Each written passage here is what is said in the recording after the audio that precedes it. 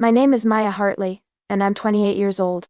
6 days ago, I sat in my grandfather's estate attorney's office, signing documents that transferred $8 million in assets to my name. Stocks, bonds, real estate holdings, investment accounts, all of it mine now. The attorney, Mr. Peterson, slid the final papers across his mahogany desk with a slight smile. Your grandfather was very specific about his wishes, he said. He wanted you to have everything. He said you were the only one who truly understood what family meant. I thought about last Thanksgiving, 8 months before my grandfather died. The day my younger sister Hannah stood up at the family dinner table, in front of 30 relatives, and banished me from eating with the family because I was adopted. You're not real family, she'd said, her voice loud enough for everyone to hear. You don't belong at this table. Blood is what makes family, and you don't have our blood.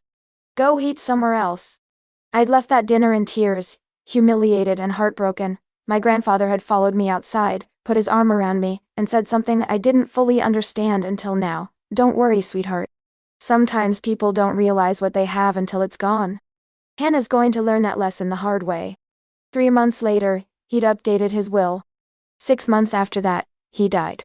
And now, the sister who'd declared I wasn't real family was about to discover that the adopted daughter inherited everything, while the biological granddaughter got nothing. Before I tell you how one Thanksgiving dinner changed the entire family's financial future, please like and subscribe if you enjoy these stories. I'd love to know where you're watching from.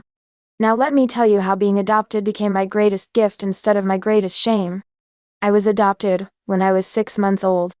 My biological mother, according to the records my adoptive parents gave me when I turned 18, was a 16-year-old girl who couldn't keep me. She chose my parents, Richard and Susan Hartley, from dozens of profiles at the adoption agency. They were in their early 30s, financially stable, desperately wanting a child after years of infertility. They brought me home from the hospital and raised me as their own. For 6 years, I was an only child. My parents doted on me. My grandparents, especially my grandfather Thomas, treated me like I'd been born into the family. You're my granddaughter, Grandpa Thomas would say, holding me on his lap. Nothing else matters. You're Hartley through and through. Then when I was 6, my mother got pregnant naturally. A miracle baby after years of thinking she couldn't conceive. My sister Hannah was born and everything changed. Not immediately. Not obviously. But gradually, subtly, I went from being the cherished only child to being the adopted one. The one who wasn't quite the same. My parents never said it explicitly. But I felt it in 1,000 small ways. Hannah's baby photos covered the walls while mine were relegated to albums. Hannah's milestones were celebrated with huge parties while mine were acknowledged quietly. When people commented on how Hannah looked just like Mom or had Dad's eyes, they'd look at me and change the subject awkwardly. And Maya's just as much our daughter, Mom would say, a phrase that always made me feel like I needed defending. As we grew up, the divide became more obvious.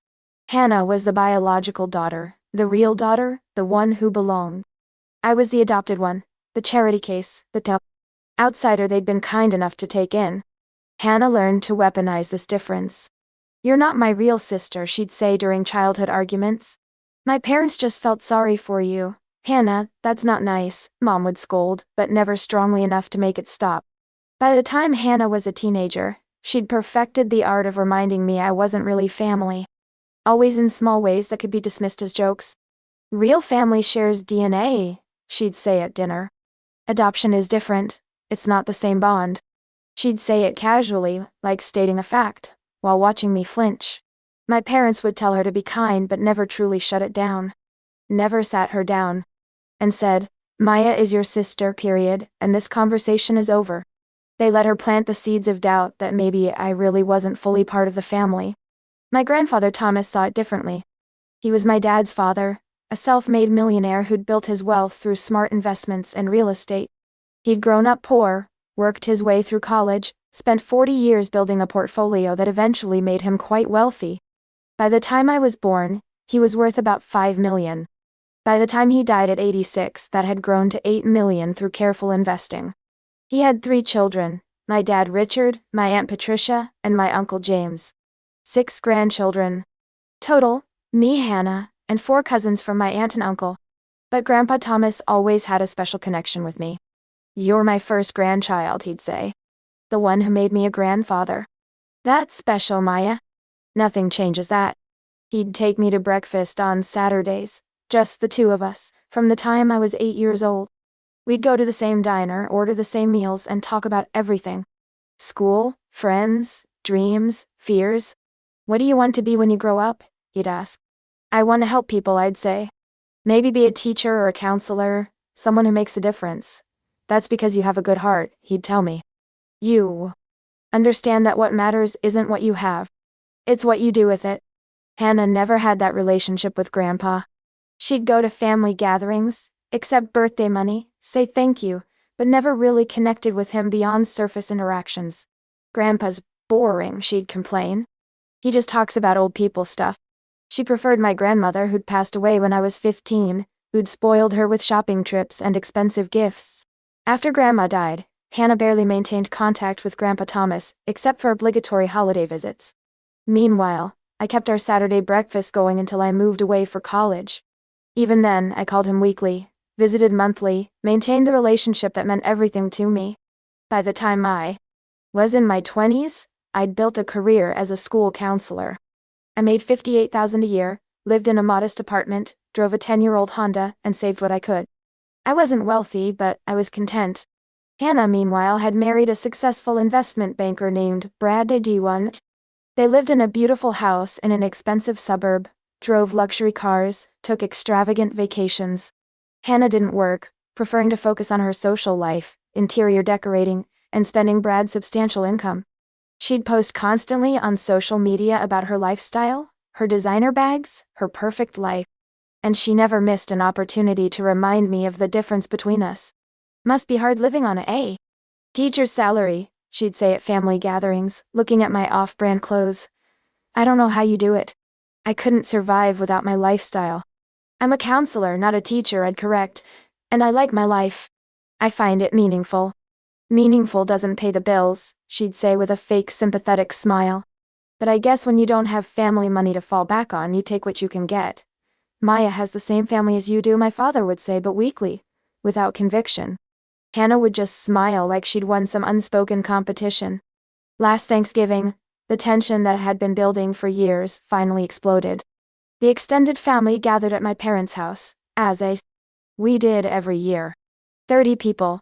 My parents, Hannah and Brad, my Aunt Patricia and her family, my Uncle James and his family, and Grandpa Thomas. The dining room table was beautifully set, everyone gathering for the meal, when Hannah suddenly stood up as I was sitting down. Actually, Maya, she said loudly, her voice carrying across conversations, I don't think you should sit at the family table. The room went quiet. What? I asked, confused. You're adopted, Hannah said, saying the word like it was dirty. You're not real family. This is a family table for blood relatives. You should eat somewhere else. Maybe the kitchen counter. That would be more appropriate. I felt like I'd been slapped. 30. Pairs of eyes were on me, some shocked, some uncomfortable, some carefully neutral. Hannah, that's enough, my father said, but his voice lacked force. I'm serious, Hannah continued. Why should an adopted person sit at the family table on Thanksgiving? This is about celebrating family, real family, blood connections. Maya doesn't have that. She's nice enough, and Mom and Dad were charitable to take her in, but let's not pretend she's actually one of us. She's adopted. That means she's not really a Hartley. She's just someone who lives with the Hartley name. Sit down, Hannah, my mother said, but she didn't tell me to stay. She didn't defend me. She just asked Hannah to stop making a scene. I'll sit wherever Maya sits, Grandpa Thomas said, standing up slowly, his 85-year-old frame still commanding. If she's not family enough for this table, then I'm not either. Grandpa, don't be dramatic, Hannah said. This isn't about you, it's about blood and biology. Maya doesn't share our DNA, she's adopted. I'm just stating facts. The fact, Grandpa said, his voice sharp, is that Maya has been part of this family for 28 years. She's more Hartley than some people born with the name. You should think very carefully about what you're doing right now, Hannah. I'm just being honest, Hannah said. Everyone thinks it but nobody says it. She's adopted. She's not real family. And I don't think she should sit at the family table. I stood up, tears streaming down my face. It's fine, I said quietly. I'll leave. I don't want to cause a scene. Maya, wait, my mother said, but she didn't ask me to stay. Didn't tell Hannah she was wrong. Just asked me to wait, as if there was some compromise between being family and not being family. I grabbed my coat and left. Walked out of that house and got in my car while 30 relatives watched. Some looked uncomfortable. Some looked sympathetic. None of them stopped me. None of them stood up and said Hannah was wrong. Except Grandpa Thomas, who followed me outside. Don't let her break you, he said, hugging me as I cried. Hannah doesn't understand what family means. She thinks DNA is what matters. But family is about love, loyalty, and showing up. You've been more family to me than she ever has. Why didn't Mom and Dad defend me? I asked. Why did they let her say those things? Because they're cowards, Grandpa said bluntly. They love you, Maya. I know they do. But they love comfort more.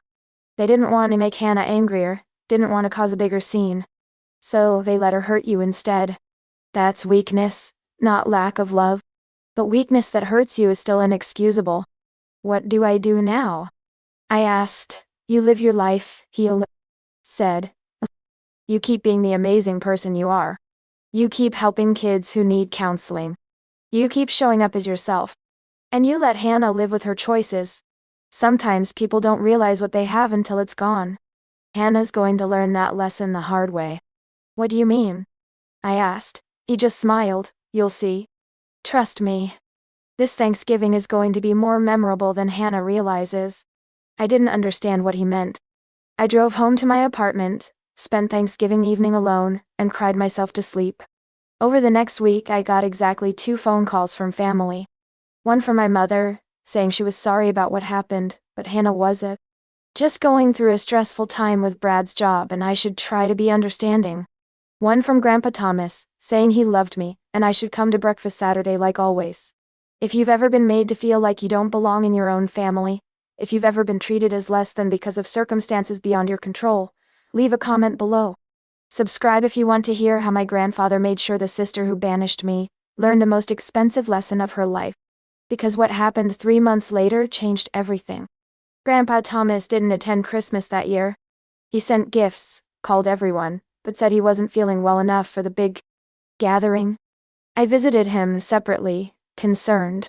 Are you okay? I asked. I'm 85, he said. I'm tired. But I'm okay. I just didn't want to sit at a table with people who let you be treated like that and did nothing. You don't have to avoid family because of me, I said. I'm avoiding them because of me, he corrected. Because I don't want to spend my remaining holidays with people who don't understand what matters. I'd rather spend time with you, the one grandchild who calls me weekly, who has breakfast with me, who actually cares about me as a person, and not just what I might leave behind. The others care about you, I protested. Some do. He acknowledged. Some don't.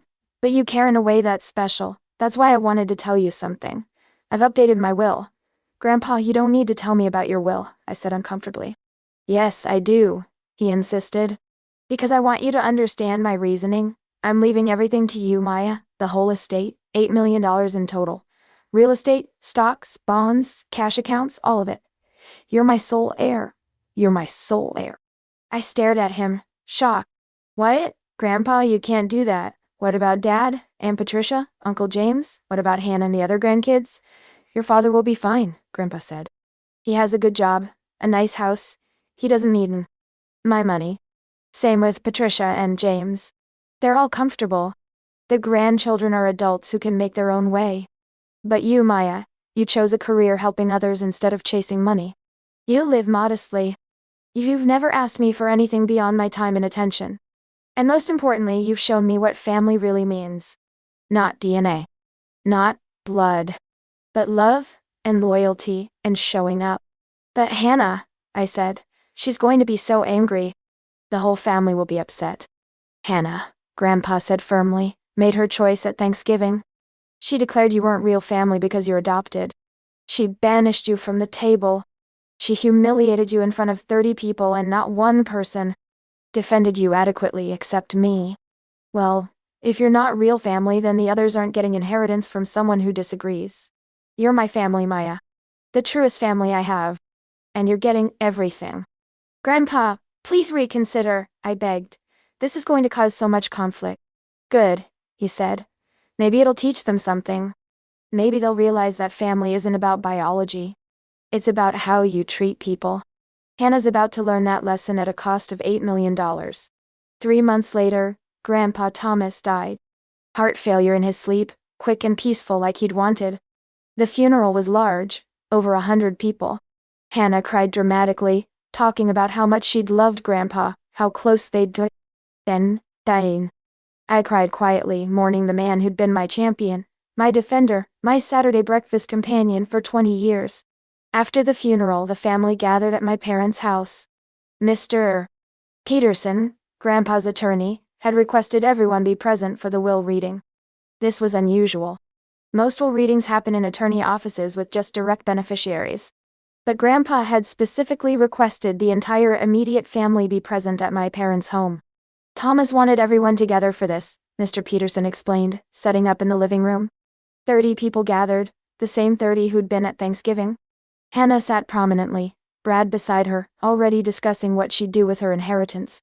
I'm thinking we'll finally get that beach house, she said to my mother. Grandpa had properties we could sell, maybe his investment accounts. We could use the money to upgrade our lifestyle. You're already talking about spending money that isn't yours yet, my father said. Dad wouldn't want you being greedy. I'm not being greedy, Hannah said. I'm his biological granddaughter. Of course he left me a substantial amount. Probably divided equally among all 6 grandchildren. That's still over $1 million each if the estate's what they say it is. Mr. Peterson called the room to order. Thank you all for coming. Thomas asked that I read his will in your presence. It's unusual, but it was important to him that everyone understand his reasoning. He pulled out the document. I, Thomas Richard Hartley, being of sound mind and body, do hereby declare this, my last will and testament. To my children Richard, Patricia, and James, I leave my love and my gratitude for the families you've built. You have each made your own success and don't need my money. To my grandchildren except Maya, I leave my hope that you'll learn what really matters in life. To my beloved granddaughter Maya Hartley, I leave my entire estate. All real estate holdings, investment accounts, stocks, bonds, and cash assets, currently valued at approximately $8 million. She is my sole heir. The room erupted. What? Hannah shrieked. That's impossible. Read it again. All of it? My Aunt Patricia asked. The entire $8 million to Maya? Nothing for the rest of us? Mr. Peterson continued reading over the commotion. I make this bequest because Maya has shown me what family truly means. She has given me her time, attention, and love without expecting anything in return. She chose a career helping others over chasing wealth. She maintained our relationship not out of obligation but from genuine affection. And most importantly, when she was publicly humiliated and rejected by family members who claimed she wasn't real family because of her adoption, she maintained her dignity and grace, while those same family members revealed their true character. Dear Hannah's face had gone from red to white. This is about Thanksgiving, she whispered. He's punishing me for Thanksgiving. I'm not punishing anyone, Mr. Peterson read from the will. These are my words, written with full mental capacity and clarity. I'm rewarding the person who understood that family isn't defined by DNA, but by love and loyalty. If Hannah and others believe Maya isn't real family because she's adopted, then they'll have no grounds to complain when real family inheritance goes to her alone. You can't have it both ways. Either she's family, in which case your treatment of her was appalling, or she's not family, in which case you have no claim to object to my choices. This isn't legal, Brad said, standing up. He can't leave everything to one person out of spite. It's completely legal, Mr. Peterson said. Thomas had 3 attorneys review this will. He had a mental capacity evaluation done to prevent any challenges. He was sound mind, clear intentions, and this will is ironclad. I want to contest it, Hannah said. Get us a lawyer. We'll fight this. She doesn't deserve his money. She's not even real family. And there it is again, Mr. Peterson said quietly. The very attitude that led to this will. Thomas predicted you'd say exactly that. He left a recorded video message to be played if anyone contested the will. Would you like me to play it? Yes, Hannah demanded. I want to hear Grandpa explain why he betrayed his real family for her. Mr. Peterson pulled out a laptop, set it up, and played the video. My grandfather appeared on screen, sitting in a lawyer's office, looking directly at the camera. If you're watching this, it means someone, probably Hannah, is contesting my will. So let me be absolutely clear. Maya is my sole heir because she earned it through 28 years of being a real grandchild. She called me weekly. She had breakfast with me every Saturday for over a decade. She listened to my stories. She introduced me to her friends. She made me feel valued as a person, not just a wallet. Hannah, he looked directly at the camera as if speaking to her, you treated me like an obligation. You came to holidays, accepted birthday money, and left as quickly as possible. You never called just to talk. You never visited just to spend time. You saw me as an old man with money, not as your grandfather who loved you. And then at Thanksgiving you revealed exactly what you think family means. You publicly humiliated Maya for being adopted. You banished her from the family table. You declared she wasn't real family because of biology. Well, if DNA is all that matters to you, you won't mind losing $8 million to someone you claim isn't real family. Consider this your education on what actually matters. The video ended. The room was silent except for Hannah's quiet crying. This is your fault. She turned on me suddenly. You manipulated him. You spent time with him just to get his money. You planned this. I had breakfast with him every Saturday since I was 8 years old, I said quietly. Long before he had $8 million. Long before I knew anything about his finances. I loved him because he was my grandfather, the one person who always made me feel like I really belonged. If that's manipulation, then you're admitting you never did that. That you never loved him, just what he might leave you. That's not fair, Hannah said. I loved Grandpa. Did you? I asked. When's the last time you called him just to talk?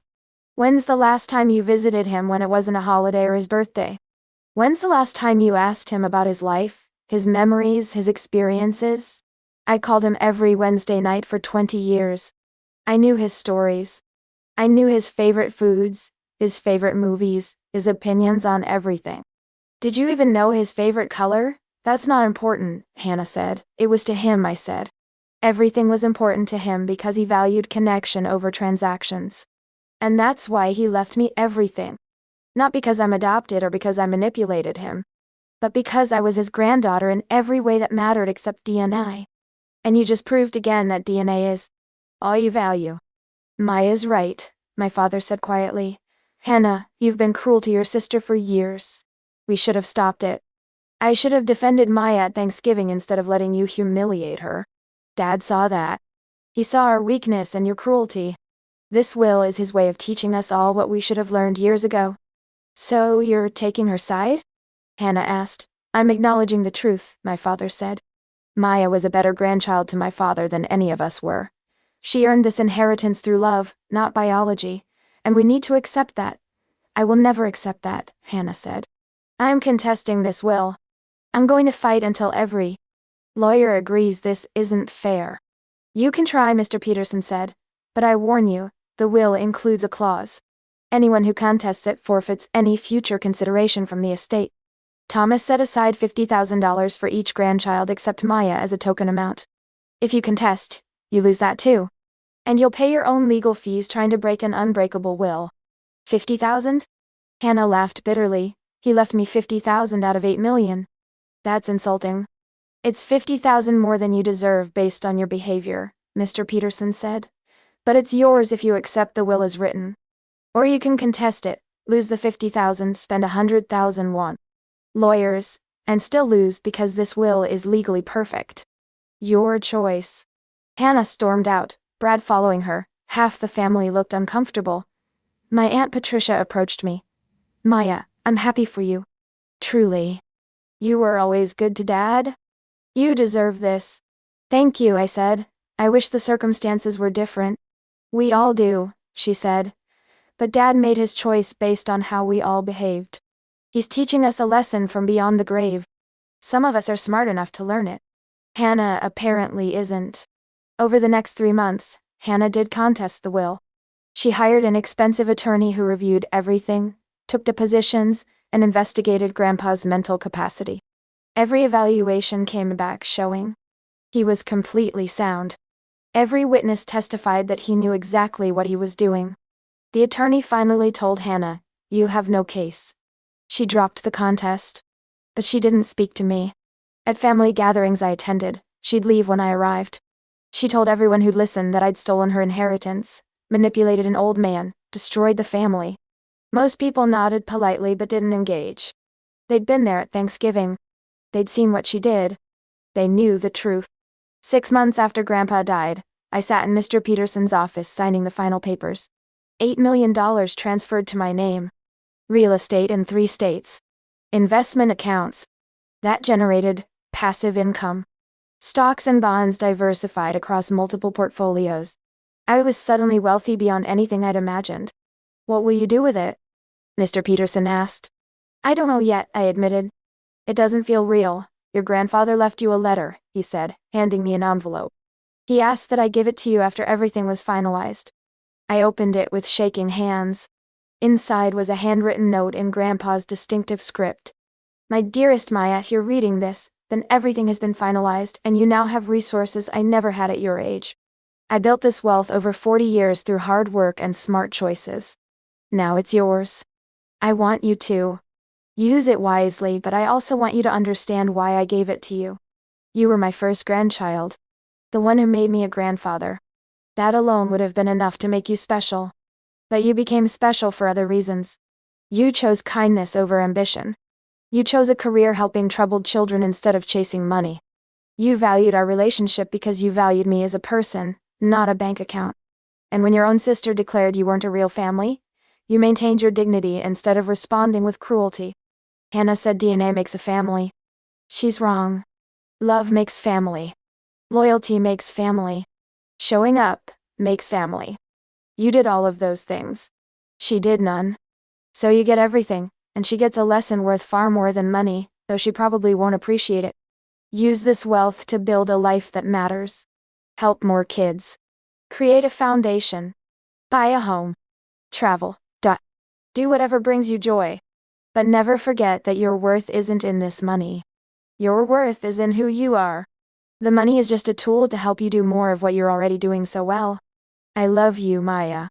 You are my favorite grandchild, not because of what you did for me, but because of who you are. You are a Hartley in every way that matters. Never let anyone tell you otherwise. Love. Grandpa Thomas.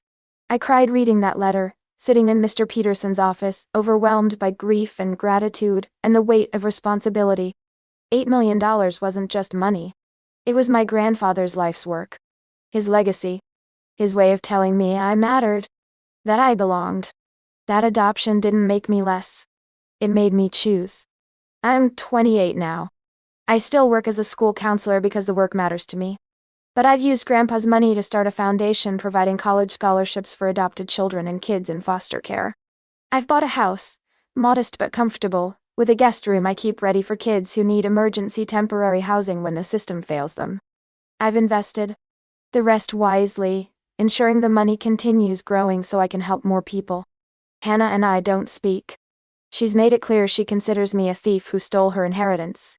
She tells anyone who'll listen that I manipulated an old man. Most people don't believe her. Those who were at Thanksgiving remember what she did.